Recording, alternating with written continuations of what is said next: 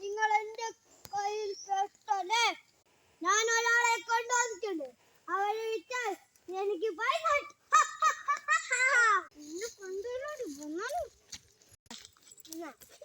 ഇതാ നിങ്ങളുടെ പൈസ.